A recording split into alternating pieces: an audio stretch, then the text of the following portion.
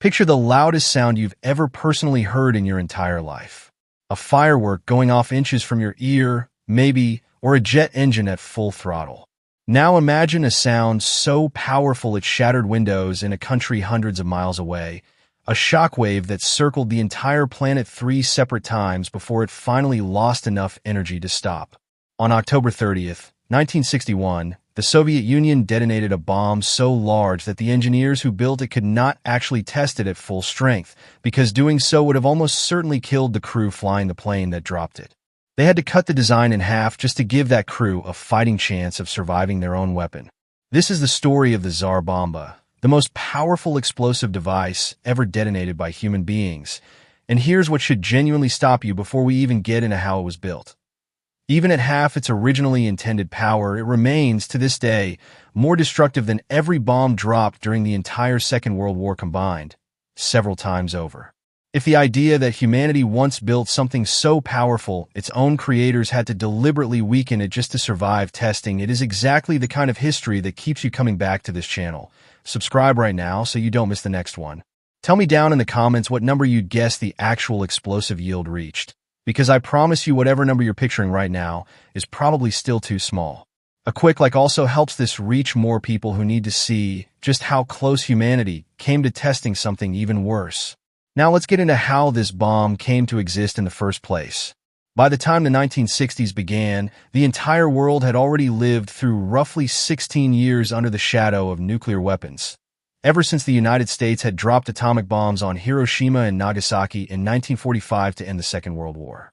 What followed those two bombings was not a pause in nuclear development, but an acceleration, an arms race between the United States and the Soviet Union that kept escalating in scale with almost no natural ceiling in sight. The Soviet Union tested its own first atomic weapon in 1949, years earlier than most American analysts had predicted, an achievement that owed a considerable debt to Soviet espionage that had successfully penetrated the American Manhattan Project itself. And from that point forward, neither superpower was ever willing to let the other maintain an unanswered advantage in destructive capability for long. Both nations had moved beyond the relatively simple fission bombs that ended the war and into thermonuclear weapons, hydrogen bombs, which used a fission reaction merely as a trigger for a vastly more powerful fusion reaction, the same physical process that powers the sun itself. Each side kept building bigger, more powerful weapons, partly out of genuine strategic calculation, and partly because raw destructive power had become its own kind of currency in a conflict fought as much through fear and perception as through actual combat. That currency mattered enormously to Soviet leader Nikita Khrushchev heading into 1961, a year already thick with escalating international tension on multiple fronts at once.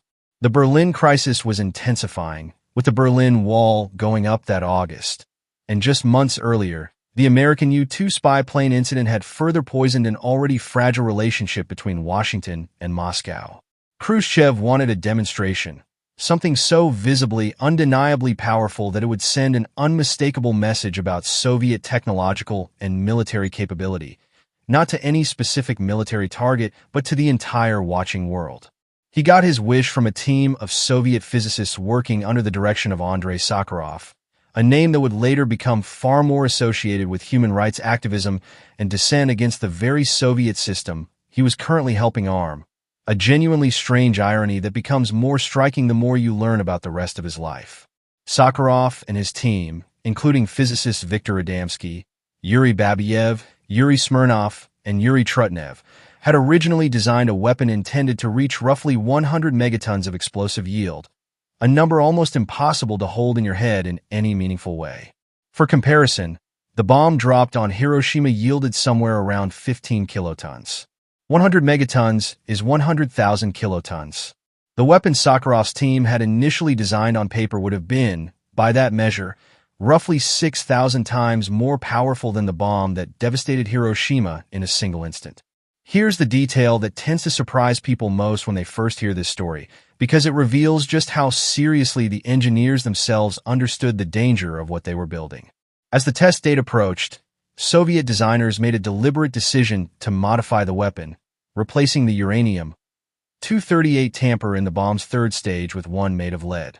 That single material substitution cut the bomb's yield roughly in half, down to approximately 50 megatons, while also dramatically reducing the amount of radioactive fallout the explosion would produce, since the uranium tamper, left in place, would have undergone additional fission reactions and generated a genuinely catastrophic amount of radioactive contamination across a massive area. Even the Soviet Union, a government not typically associated with excessive caution during this era of Cold War brinkmanship, looked at the full 100 megaton design and decided that testing it at full strength was simply too dangerous, both to the surrounding environment and to the very crew tasked with delivering it. That crew faced a challenge almost as staggering as the weapon itself, one that began long before the aircraft ever left the runway. The bomb, formally designated by the Soviets under a name that translated roughly to Product Code 602, but destined to become known worldwide by its far more evocative Western nickname, the Tsar Bomba, weighed approximately 27 metric tons, nearly 60,000 pounds, an object so enormous that no standard Soviet bomber could carry it internally without modification. Engineers had to remove the bomb bay doors from a specially adapted Tu-95 bomber entirely, leaving the weapon partially exposed, hanging beneath the aircraft, held in place by a release mechanism engineered specifically for this one flight. Getting the bomb to the ground safely, and getting the aircraft that dropped it far enough away to survive the blast, required its own separate engineering achievement. Soviet designers attached the bomb to a specially built parachute system weighing nearly 800 kilograms, based on record-setting parachute technology of the era, specifically designed to slow the weapon's fall dramatically, giving the bomber precious extra minutes to fly clear of the blast radius before detonation. Engineers had to solve an entirely separate problem before the mission could even proceed, since a bomber flying at typical cruising altitude and speed would need every available second of that delay simply to put enough physical distance between itself and the detonation point, meaning the parachute's deployment and descent rate had to be calculated with a level of precision that left almost no room for error on either side of the equation. Even with that parachute buying additional time, Soviet military engineers calculated that pilot Andrei Dernovtsev and his crew had, by some estimates, only about a 50% chance of surviving the mission at all, flying an aircraft that would need to escape roughly 30 miles from the detonation point in the brief window available before the bomb went off. A 50-50 coin flip these men accepted as simply part of the job on the morning of October 30th, 1961. Think about that for a moment, because it deserves more than a passing mention. These were not anonymous, faceless statistics buried somewhere in a Cold War archive. These were real men, climbing into a real aircraft, fully aware that Soviet engineers had calculated their odds of survival at roughly a coin flip and choosing to fly the mission anyway. That is an almost unbearable amount of trust to place in an escape plan built around outrunning a fireball nearly 5 miles wide. The bomb detonated over the remote Mytyshika Bay test site on the Novaya Zemlya archipelago, deep in the Arctic Ocean north of the Russian mainland, at an altitude of roughly 4 kilometers. Timed to explode in midair rather than on impact, a detonation height specifically calculated to maximize the blast's destructive radius across the surrounding terrain. What happened in the seconds and minutes that followed genuinely defies easy comparison to anything else in recorded human history. The fireball alone stretched nearly 5 miles in diameter, briefly becoming, for one impossible moment, a miniature sun burning over the Arctic wilderness, bright enough that observers described being able to see it clearly even through thick protective goggles designed specifically to prevent eye damage from exactly this kind of exposure. Witnesses stationed at observation points roughly 160 miles away, positioned there specifically because it was considered a safe enough distance, reported feeling the heat of the blast on their exposed skin, a genuinely staggering fact given how far away that actually is, roughly the driving distance from New York City to Washington, D.C. The mushroom cloud climbed to an altitude of approximately 40 miles, reaching so high it pushed into the mesosphere, the third layer of Earth's atmosphere, a height modern commercial jets, flying at their normal cruising altitude, never come remotely close to approaching. The cloud's cap eventually spread to a width of roughly 60 miles, visible from hundreds of miles away across the Arctic landscape. A column of fire and debris that observers described as looking less like any conventional explosion they had previously witnessed and more like watching an entirely new, temporary geological feature rise directly out of the Earth itself. The shockwave produced by the blast circled the entire planet 3 times before its energy finally dissipated completely, registering on seismographs and barometric pressure instruments in locations that had absolutely nothing to do with the Soviet Union or the Cold War at all. The explosion registered as a seismic event roughly equivalent to a magnitude 5 to 5.25 earthquake, strong enough that windows shattered in Norway and Finland, countries separated from the actual detonation site by hundreds of miles of open water and Arctic terrain. Somewhere, ordinary people going about an ordinary Monday in towns they had never expected to have any connection whatsoever to a Soviet weapons test suddenly found their windows cracked or blown out entirely, with no immediate explanation for why. And here's a genuinely remarkable detail about the aircraft crew themselves. Even with the parachute delay working exactly as designed, giving Dernovtsev and his crew every available second to escape, the shockwave still caught up to their bomber, causing the aircraft to drop several thousand feet in a sudden, violent loss of altitude before the pilots regained control. They made it back to base. Given the odds Soviet engineers had calculated beforehand, that outcome was never actually guaranteed, and it is worth sitting with the fact that an entire flight crew flew directly into a mission with roughly even odds of survival, on the direct orders of a government eager to make a political statement to the rest of the world. Here's a number worth pausing on, because raw statistics rarely capture the actual scale of something like this on their own. The Tsar Bomba's yield, even reduced to roughly 50 megatons from its originally planned 100, made it somewhere between 1,500 and 3,800 times more powerful than the atomic bombs dropped on Hiroshima and Nagasaki combined. Combined, not individually. And that comparison still somehow understates the scale of what actually happened over Novaya Zemlya that October morning, because the destructive power released in that single test exceeded the combined explosive force of every single bomb, shell, and piece of ordnance used by every combatant nation across the entirety of the Second World War, multiplied several times beyond that already staggering total. So what, exactly, was the point of building something this powerful if the Soviet Union never actually intended to use it as a real, deployable weapon? Because here's the detail that genuinely surprises most people learning this story for the first time. The Tsar Bomba was never designed for actual military deployment at all. Its size and weight made it fundamentally impractical as a real weapon, far too large and heavy for any operational bomber to carry under genuine combat conditions, let alone for any missile system of the era to launch toward an actual target. Even the Soviet Union's own military planners understood this. The Tsar Bomba existed to be detonated exactly once, in a controlled test over a remote, unpopulated stretch of Arctic wilderness, purely to demonstrate that the Soviet Union possessed the scientific and engineering capability to build something this destructive, whether or not any rational military strategy would ever call for actually using it. That distinction matters enormously for understanding what this weapon actually represented within the broader Cold War. It was never a genuine addition to Soviet military strategy in any practical sense. It was a message delivered in the most unmistakable possible language, aimed as much at American intelligence agencies and Western public opinion as at any specific strategic calculation about winning an actual war. Khrushchev wanted the world to understand that Soviet science could match, and in this particular case dramatically exceed, anything the United States had built, and detonating the largest human-made explosion in history over Soviet territory, visible and measurable from thousands of miles away, accomplished that goal with a bluntness that no diplomatic statement or military parade ever could have matched. The test's aftermath rippled outward in ways that extended well beyond the immediate shockwave and mushroom cloud. International reaction combined genuine scientific fascination with real, widespread anxiety about exactly how far this particular arms race might continue escalating if 50-megaton weapons had become an acceptable benchmark for demonstration tests.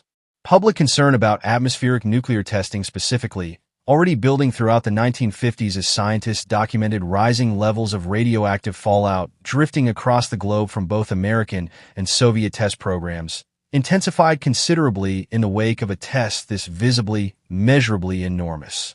It is difficult to argue that any single event caused what followed, but the Tsar Bomba test undeniably became one of the most vivid, most widely discussed examples cited during the negotiations that eventually produced the Partial Test Ban Treaty in 1963, an agreement signed by the United States, the United Kingdom, and the Soviet Union that prohibited nuclear weapons testing in the atmosphere, in outer space, and underwater, pushing all remaining nuclear tests underground specifically to limit the kind of global fallout and atmospheric contamination that atmospheric tests, including the Tsar Bomba, had made so alarmingly visible to the entire world.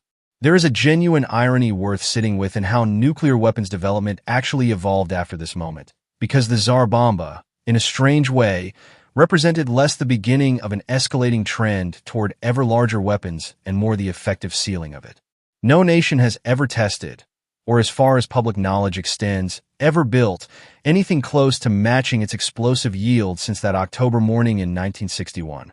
Nuclear strategy across both the United States and the Soviet Union, and every nuclear-armed nation that followed them, shifted decisively away from single, massive yield weapons and towards something considerably more calculated and, in its own unsettling way, more efficient. Smaller, more accurate warheads, often deployed in multiples aboard a single missile through what strategists call multiple independently targetable reentry vehicles, essentially allowing one missile to carry several separate warheads capable of striking multiple distinct targets rather than concentrating all of a weapon's destructive power into a single, enormous blast. Military planners had concluded, largely in the years following demonstrations exactly like the Tsar Bomba test, that precision and multiplication mattered more strategically than sheer, singular explosive size, a lesson the Soviet Union had, in effect, spent an enormous amount of resources proving through this one spectacular, never-to-be-repeated test. Andrei Sakharov's own personal trajectory afterward adds a genuinely striking coda to this entire story, one worth sitting with before moving toward how this history echoes into the present. The same physicist who had helped design the most powerful weapon humanity has ever detonated went on, within just a few years, to become one of the Soviet Union's most prominent internal critics, campaigning openly against nuclear proliferation, advocating for human rights and political reform within a system that had once relied on his scientific brilliance to build weapons of almost incomprehensible destructive power.